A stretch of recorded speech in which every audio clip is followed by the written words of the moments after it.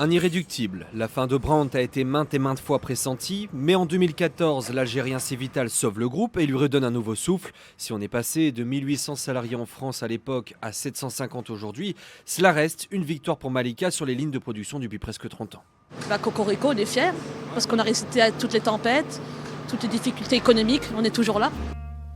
C'est en 1924 qu'Edgar Brandt, ferronnier notamment reconnu pour avoir réalisé la dalle en bronze du monument du soldat inconnu sous l'Arc de Triomphe, se lance dans l'électroménager avec la fondation des établissements Brandt.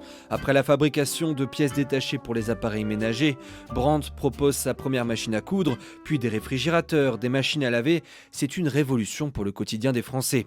100 ans après, si les lave-vaisselle, réfrigérateurs sont produits en Algérie, à Sétif, l'usine de Saint-Jean-de-la-Ruelle, c'est elle spécialisée dans les fours, cuisinières et tables à induction.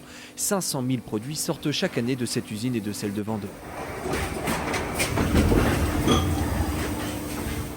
ArcelorMittal, partenaire historique, envoie du cuivre, de l'aluminium, des métaux compressés, découpés, enroulés pour fabriquer notamment ces plaques de cuisson. On a notre savoir-faire en termes de SAV aussi, de service après-vente, ce qui nous permet d'assurer la suivi du produit sur l'ensemble de sa durée de vie, la réparabilité, la durabilité, deux domaines sur lesquels on est très impliqué de manière à ce que nos consommateurs soient satisfaits le plus longtemps possible de nos produits. Brandt, Sauter, De Dietrich, des marques devenues symboles du Made in France dans un marché toujours très concurrentiel face aux produits chinois. Brandt réalise 260 millions d'euros de chiffre d'affaires, dont 70% en France, 30% en Europe. On est en très bonne progression à l'international. On a doublé le chiffre d'affaires dans les dernières 3 années sur les pays hors France, en Europe et en Asie. Pour rester compétitif, il faudra toutefois continuer d'améliorer la productivité.